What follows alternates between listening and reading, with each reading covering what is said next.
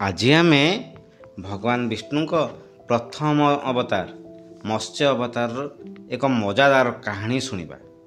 ଏହା ଏକ ଛୋଟ ମାଛରୁ ଆରମ୍ଭ ହୋଇ ସମଗ୍ର ପୃଥିବୀକୁ କେମିତି ବଞ୍ଚାଇବା ପାଇଁ ଆରମ୍ଭ କଲା ସେ ବିଷୟରେ ଆଜି ଆମେ ଜାଣିବା। ସତ୍ୟଯୁଗର ରାଜା ମନୁ। ପୂର୍ବ କାଳରେ ଯେତେବେଳେ ସତ୍ୟଯୁଗ ଥିଲା ସେତେବେଳେ ଏକ ବଡ଼ ରାଜ୍ୟ ଥିଲା। ସେଠାରେ ରାଜା ମନୁ ରାଜ୍ୟ କରୁଥିଲେ। ମନୁ ରାଜା ବହୁତ ଧାର୍ମିକ ଓ ଦୟାଳୁ ଥିଲେ। ସେ ପ୍ରତିଦିନ ସକାଳୁ ଉଠି ନଦୀକୁ ଯାଇ ତର୍ପଣ କରୁଥିଲେ। ତର୍ପଣ ହେଉଛି ପୂର୍ବପୁରୁଷମାନଙ୍କ ପାଇଁ ଜଳ ବଢ଼ାଇବା। ଏକଦା ସେ ନଦୀରୁ ଜଳ ନେବା ସମୟରେ ତାଙ୍କ ହାତରେ ଏକ ଛୋଟ ମାଛ ଆସିଗଲା। ସେ ଛୋଟ ମାଛ କାନ୍ଦି କାନ୍ଦି କହିଲା, ମାମୁଁ ମୋତେ ନଦୀରେ ପଠାନା, ବଡ଼ ମାଛମାନେ ମୋତେ ଖାଇଯିବେ, ଦୟାକରି ମୋତେ ବଞ୍ଚା। ମନୁ ରାଜା ହୃଦୟ ଅତି ସରଳ ଥିଲା। ସେ ମାଛଟାକୁ ଘରକୁ ନେଇ ଆସିଲେ। ସେ ନେଇ ଆସି ଗୋଟେ କୁମ୍ଭରେ ରଖିଲେ। ମାଛଟା ଖୁସି ହେଇଗଲା। ଖୁସି ହେଲା ପରେ ତାହା ପରଦିନ ଦେଖିଲା ବେଳକୁ ମାଛ ଆହୁରି ବଡ଼ ହେଇଯାଇଛି। ସେ କୁମ୍ଭରେ ଆଉ ଜାଗା ହେଉନି। ରାଜା ମନୁ ଆଶ୍ଚର୍ଯ୍ୟ ହେଇଗଲେ। ଠିକ୍ ଅଛି, ସେ ଆଉ ଗୋଟେ ବଡ଼ କୁମ୍ଭରେ ରଖିଲେ। ତାପରଦିନ ଆଉ ଗୋଟେ ବଡ଼ ଜାଗାରେ ରଖିଲେ। ଏମିତି ହେଇକିରି ମାଛ ବଡ଼ ହେଇଯାଉଥାଏ ପ୍ରତିଦିନ। ତାପରେ ମନୁ ତାକୁ ନଦୀରେ ନେଇ ଛାଡ଼ିଦେଲେ। ନଦୀ ଠାରୁ ଆହୁରି ବଡ଼ ହେଇଗଲା ମାଛ। ଶେଷରେ ତାକୁ ସମୁଦ୍ରରେ ଛାଡ଼ିଲେ। ମାଛଟା ଆହୁରି ବଡ଼ ହେଲା। ବଡ଼ ହେଇ କହିଲା, ମାମୁଁ ଏବେ ମୋତେ ସମୁଦ୍ରରେ ଭୟ ଲାଗୁଛି, କାରଣ 7 ଦିନ ପରେ ଗୋଟେ ବଡ଼ ପ୍ରଳୟ ଆସିବ। ଆକାଶରୁ ବର୍ଷା ହେବ, ନଦୀ ସମୁଦ୍ର ଉଠି ସମସ୍ତ ପୃଥିବୀକୁ ଡୁବେଇ ଦେବ। ତେଣୁ ତୁମେ ଗୋଟେ ବଡ଼ ନାବ ଗୋଟେ ତିଆରି କର, ନୌକା ଗୋଟେ ତୁମେ ତିଆରି କର। ସେଠାରେ ସପ୍ତ ଋଷି, ସମସ୍ତ ମଞ୍ଜି, ଯେତେ ଗଛର ମଞ୍ଜି ସବୁ, ଆଉ ଔଷଧ, ପଶୁପକ୍ଷୀ, ଜୀବଜନ୍ତୁମାନଙ୍କୁ ରଖ। ମନୁ ଆଶ୍ଚର୍ଯ୍ୟ ହେଇଗଲେ। କହିଲେ, ଇଏ ଗୋଟେ ସାଧାରଣ ମାଛ ନୁହଁ। ତାପରେ ସେ ଜାଣିପାରିଲେ ଯେ ଏହା ଭଗବାନ ବିଷ୍ଣୁଙ୍କ ମତ୍ସ୍ୟ ଅବତାର। ଏଇ କାହାଣୀର ଆଉ ଗୋଟେ ଆଡ଼କୁ ଆମେ ଯିବା। ସେତେବେଳେ କ'ଣ ହେଲା, ଆଉ ଗୋଟେ ମଜାଦାର କଥା ଅଛି। ବ୍ରହ୍ମାଙ୍କ ନାକରୁ ଏକ ଭୟଙ୍କର ଅସୁର ବାହାରିଲା। ତାର ନାଁ ହେଉଛି ହୟଗ୍ରୀବ। ହୟଗ୍ରୀବର ମୁଣ୍ଡ ଘୋଡ଼ା ପରି ଥିଲା। ସେ ବହୁ ଶକ୍ତିଶାଳୀ ଥିଲା। ଦିନେ ରାତିରେ ବ୍ରହ୍ମା ନିଦରେ ଶୋଇଥିଲା ବେଳେ ସେ ହୟଗ୍ରୀବ ଆସିକି ତାଙ୍କ ବେଦ ଚୋରି କରି ନେଇଗଲା। ବେଦ ହେଉଛି ଧର୍ମର ଗ୍ରନ୍ଥ, ଯାହାକୁ ସମସ୍ତେ ପଢ଼ିବା ଦରକାର। ବେଦ ନଥିଲେ ବିଶ୍ୱ ଅନ୍ଧକାର ହେଇଯିବ।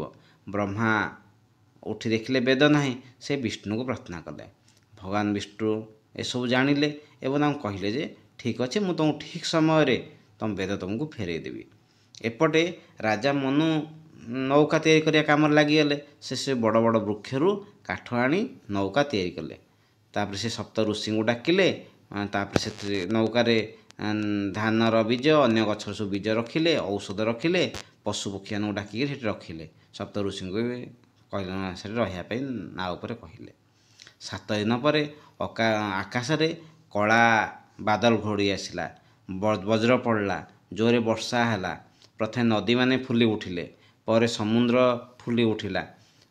ଲୋକ ଚିତ୍କାର କଲେ, ବଞ୍ଚାଅ ବଞ୍ଚାଅ। କିନ୍ତୁ ମନୁଙ୍କ ନାଁରେ ଯେଉଁମାନେ ସବୁ ବସିଥିଲେ ସମସ୍ତେ ନିରାପଦରେ ରହିଲେ। ହଠାତ୍ ପାଣି ଉପରକୁ ଉଠି ଯାଉଥାଏ, ଯେହେତୁ ଅଧିକ ବର୍ଷା ହେଇଛି। ସେ ଯେଉଁ ମାଛ ତାପରେ ଆସିଲା। ତାର ଶିଙ୍ଗ ରୂପା ପରି ଚମକୁଥିଲା, ଶରୀର ସୁନ୍ଦର ନୀଳ ରଙ୍ଗର। ମନୁ କହିଲେ, ମତ୍ସ୍ୟକୁ ଦେଖିକିରି ଅନ୍ୟାନ୍ୟ ସମସ୍ତେ କାଳେ ଭୟଭୀତ ହେଇଛି, କହିଲେ ଭୟ କରନି, ଇଏ ହେଉଛନ୍ତି ଭଗବାନ ବିଷ୍ଣୁଙ୍କ ପ୍ରଥମ ଅବତାର। ତାପରେ ମତ୍ସ୍ୟ ଯେଉଁ ବିଷ୍ଣୁଙ୍କ ପ୍ରଥମ ଅବତାର ଥିଲେ, ସେ କହିଲେ ତମେକୁ ମୁଁ ସମସ୍ତଙ୍କୁ ନେଇଯିବି। ସେ ତାଙ୍କ ଶିଙ୍ଗରେ ସେ କହିଲେ, ମୋର ଶିଙ୍ଗରେ ଡଙ୍ଗାର ରଜକୁ ବାନ୍ଧ। ତାପରେ ସମସ୍ତେ ବାନ୍ଧିଦେଲେ। ମନୁ ଆଉ ଅନ୍ୟ ଋଷିମାନେ ବାନ୍ଧିଦେଲେ। ମତ୍ସ୍ୟ ବଳରେ ସେ ନାଆକୁ ଟଙ୍ଗାଇ ସେ ନେଇଗଲେ, ହିମାଳୟ ପର୍ବତ ଯାଏଁ ନେଇଗଲେ। ସମସ୍ତେ ସେଠି ସେଫ୍ଟି ମାନେ ନିରାପଦରେ ରହିଲେ। ସେଇ ଯେଉଁ ପ୍ରଳୟ ଯେଉଁ ହେଉଥିଲା ସେ ସମୟରେ ଭଗବାନଙ୍କର ଯେଉଁ ମତ୍ସ୍ୟ ଅବତାର ଆଉ ହୟଗ୍ରୀବ ମଧ୍ୟରେ ଯୁଦ୍ଧ ହେଲା। ହୟଗ୍ରୀବ ଯେଉଁ ବେଦ ଧରି ପଳେଇ ଯାଇଥିଲା, ସେଥିପାଇଁ ଯୁଦ୍ଧ ହେଲା। ମତ୍ସ୍ୟର ଶଙ୍ଖ, ଚକ୍ର, ଗଦା, ପଦ୍ମ ସବୁ ଚମକୁଥିଲା ବିଷ୍ଣୁଙ୍କ ଯେଉଁ ଅବତାରର। ଲମ୍ବା ଯୁଦ୍ଧ ପରେ ମତ୍ସ୍ୟ ହୟଗ୍ରୀବକୁ ବଧ କରିଦେଲା। ବ୍ରହ୍ମା ତାପରେ ସେ ତାଠୁ ବେଦ ଆଣି ବ୍ରହ୍ମାଙ୍କୁ ଫେରେଇ ଦେଲେ, ବିଷ୍ଣୁଙ୍କ ଯେଉଁ ମତ୍ସ୍ୟ ଅବତାର ଫେରେଇ ଦେଲେ। ତାପରେ ବ୍ରହ୍ମା ଖୁସି ହେଇଗଲେ। ମନୁ ମତ୍ସ୍ୟ ଅବତାର ଯେଉଁ ଥିଲେ ବିଷ୍ଣୁ, ସେ ମନୁକୁ କହିଲେ ତମେ ନୂଆ ମନୁଷ୍ୟଙ୍କ ପିତା ହେବ, ଏହି ବୀଜରୁ ନୂଆ ପୃଥିବୀ ସୃଷ୍ଟି କର। ବର୍ଷା ବନ୍ଦ ହେଲା, ପାଣି ଶାନ୍ତ ହେଲା, ହିମାଳୟରେ ଯେଉଁ ସମୟ ଛାଡ଼ି ଦେଇଥିଲେ ତାପରେ ନୂଆ ବୀଜରୁ ତଳକୁ ଫୋପାଡ଼ି ଦେଲେ। ତାପରେ ସେଥିରୁ ନୂଆ ଗଛ ଆରମ୍ଭ ହେଲା, ଫଳ ହେଲା, ଫୁଲ ହେଲା, ପଶୁପକ୍ଷୀମାନେ ବଢ଼ିଲେ, ଋଷିମାନେ ଧ୍ୟାନ କରି ନୂଆ ଜ୍ଞାନ ଦେଲେ, ମନୁର ସନ୍ତାନମାନେ ଜନ୍ମ ହେଲେ। ଏହିପରି ନୂଆ ପୃଥିବୀ ସୃଷ୍ଟି ହେଲା। ମତ୍ସ୍ୟ ଭଗବାନ ବିଷ୍ଣୁ ନିଜର ରୂପ ପ୍ରକାଶ କରି ଆଶୀର୍ବାଦ ଦେଲେ। ସମସ୍ତେ ଖୁସି ହୋଇ ଭଗବାନ ବିଷ୍ଣୁଙ୍କୁ ପୂଜା କଲେ। ଏଇ ଯେଉଁ ଭଗବାନଙ୍କ ମତ୍ସ୍ୟ ଅବତାରରୁ ଆମକୁ ଏହି ଶିକ୍ଷା ମିଳେ ଯେ ଯେତେବେଳେ ଭକ୍ତ ବିପଦରେ ପଡ଼େ ତାଙ୍କୁ ଭଗବାନ ସାହାଯ୍ୟ କରିବା ପାଇଁ ଆସନ୍ତି। ମନୁର ଦୟା ଓ ଶ୍ରଦ୍ଧା ଯୋଗୁଁ ଏସବୁ ସଫଳ ହୋଇଥିଲା। ଏହି ଯେଉଁ ଭଗବାନଙ୍କର 10 ଅବତାର ଥିଲା ବିଷ୍ଣୁଙ୍କର, ଏହା ହେଉଛି ତାଙ୍କର ପ୍ରଥମ ଅବତାର।